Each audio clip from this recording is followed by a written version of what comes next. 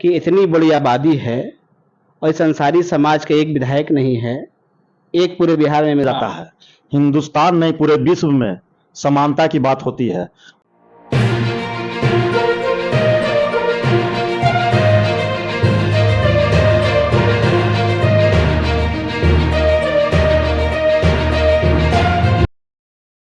आप सभी का बहुत बहुत स्वागत है द टेलीकास्ट में। मैं आपके साथ मोहम्मद अहमद। देखिए 2024 का जो चुनाव है वो आम चुनाव नहीं है, इस बार काफ़ी महत्वपूर्ण चुनाव है।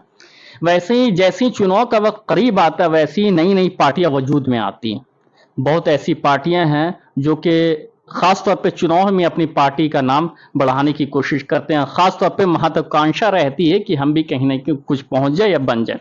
ऐसे ही एक पार्टी वजूद में आ चुकी है लेकिन लॉन्चिंग में अभी टाइम है, वो है एलएसपी, लोकप्रिय समता पार्टी। लोकप्रिय समता पार्टी के राष्ट्रीय अध्यक्ष के हैं, राष्ट्रीय संयोजक के हैं, वो हमारे साथ मौजूद हैं। उनसे पूछेंगे कि पार्टी बनाने का मकसद क्या है, या सिर्फ हित है, या जनता का हित है, या खुद का हित। पार्टी बनाने का मकसद क्या था, जनता का हित या महत्वाकांक्षा भरी हुई? सबसे पहले तो बहुत बहुत धन्यवाद आपका। पार्टी आज हम लोग नहीं बना रहे हैं। 2019 के चुनाव के समय में हम लोगों ने एक संगठन, सामाजिक संगठन अंसारी महापंचायत बनाया था। एक बड़ी कम्युनिटी है, बड़ी आबादी है, इसको लगातार राजनीति के क्षेत्र में नज़रअंदाज किया जा रहा था। लोकसभा में जब एक भी टिकट हमारे कम्युनिटी को नहीं मिला तो कई लोग इकट्ठा हुए और एक संगठन बना अंसारी महापंचायत, और सभी के सर्वसहमति से अंसारी महापंचायत का संयोजक मुझे चुना गया और एक जिम्मेदारी दी गई कि पूरे बिहार के समाज को एकजुट करें ताकि आने वाले दिनों में जो सियासी जो ताकत होना चाहिए वो बन के ये समाज उभरे। 2019 से लगातार पूरे बिहार का मैंने दौरा किया, हर जिला में गए, अपने समाज को जोड़ा, बड़ा बड़ा कार्यक्रम का आयोजन किए, समाज में जागरूकता लाए कि इतनी बड़ी आबादी है और इस अंसारी समाज का एक विधायक नहीं है, एक पूरे बिहार में एमएलसी नहीं है। बिहार में 40 लोकसभा का सीट है, एक टिकट नहीं मिलता है। 16 राज्यसभा मेंबर चुने जाते हैं, एक मेंबर हमारे समाज को चुनकर नहीं भेजा जाता है।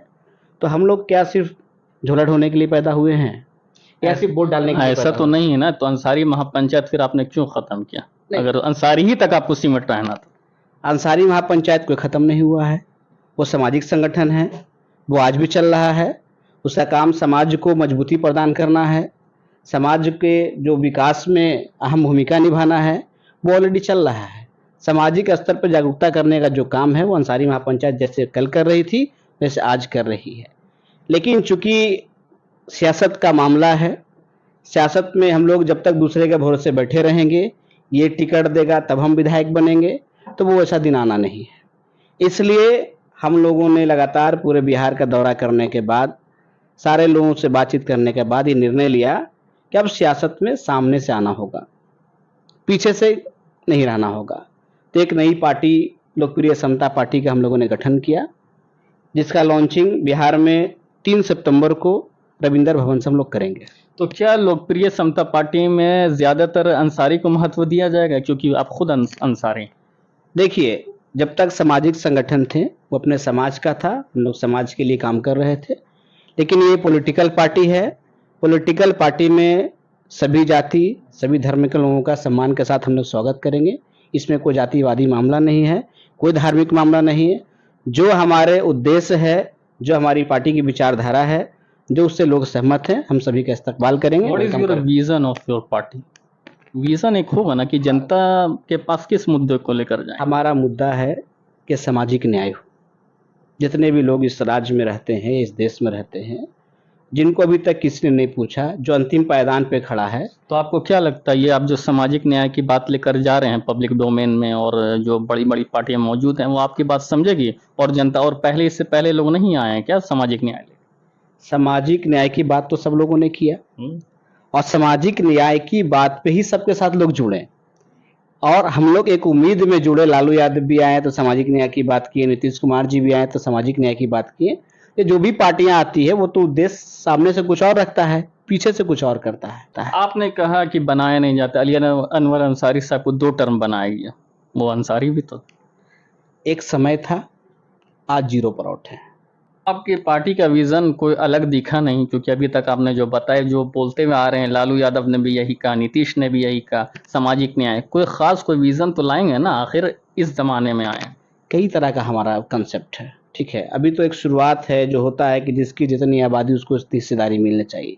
आज के दौर में सबसे बड़ा जो मसला है कि जिसकी जितनी आबादी है, वो जो छोटा तबका का जो लोग है, जो छोटी जाति है, उनको जगह अभी तक नहीं मिला है।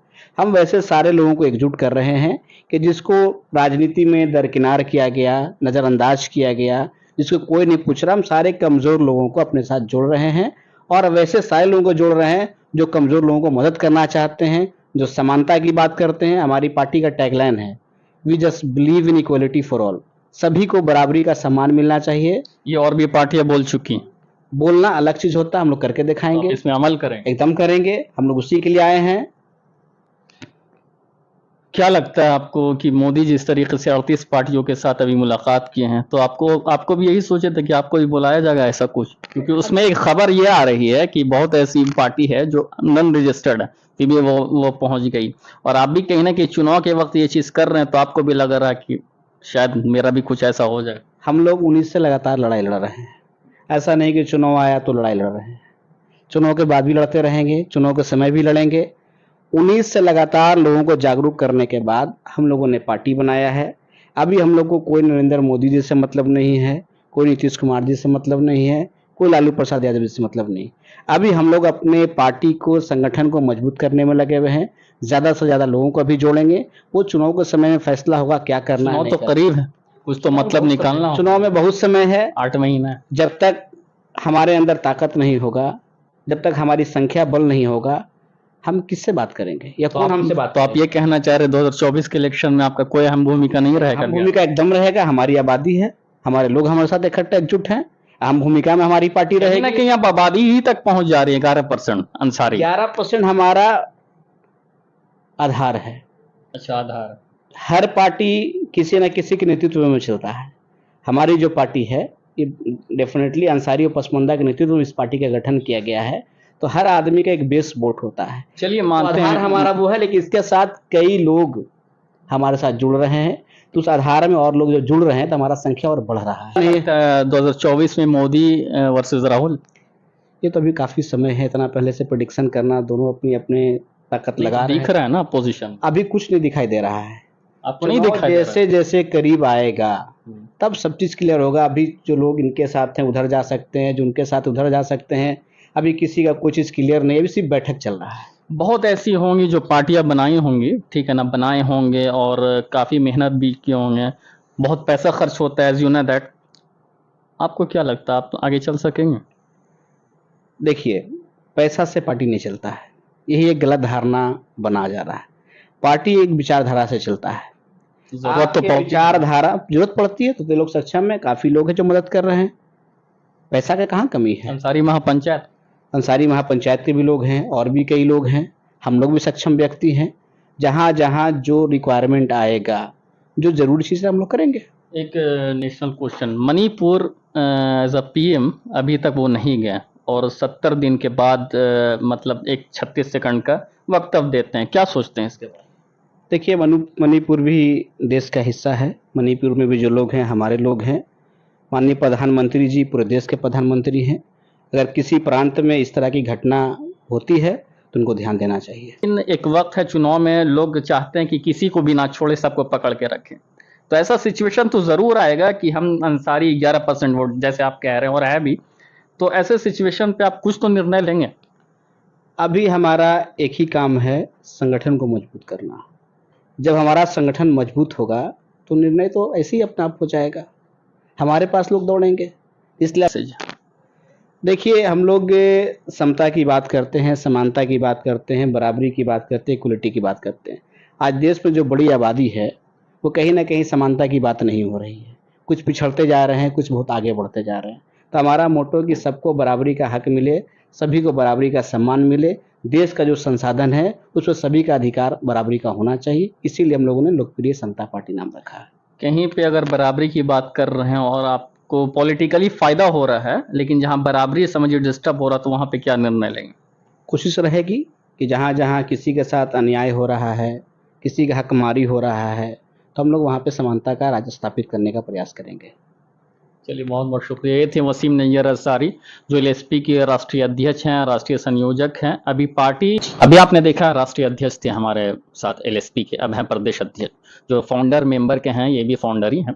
इनसे पूछेंगे कि आपके ज़हन में अपने पार्टी को लेकर विजन क्या रखे हुए हैं, कि अपने पार्टी को किस तरीके से विस्तार के साथ साथ जनता की हित होनी चाहिए। एक पार्टी का मकसद होना चाहिए कि जब भी वजूद में आती है, चाहे इलेक्शन तो लड़ना ही, ये तो फंडामेंटल राइट्स है, लेकिन जनता की हित के लिए अभी तक आप क्या सोचे हैं, क्योंकि आप प्रदेश अध्यक्ष हैं। बहुत बहुत स्वागत मेरे चैनल पे।